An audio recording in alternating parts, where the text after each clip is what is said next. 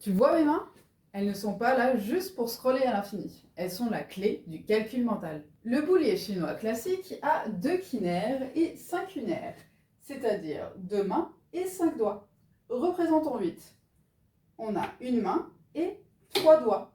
Donc, nous avons 2 informations.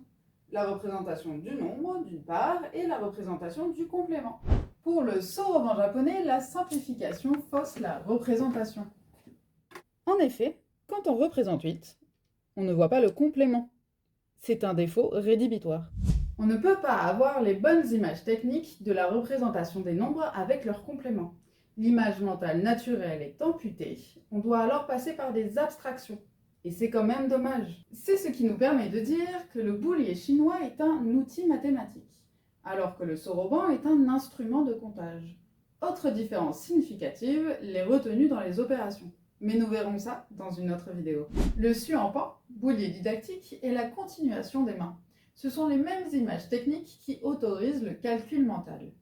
En le simplifiant, on a coupé le lien avec les mains et les images techniques correspondantes. Alors, soroban simplifié ou suampan et ses 10 doigts, il n'y a aucun doute. Si tu veux que tes enfants ou toi-même apprennent facilement le calcul mental, rends-toi sur notre site.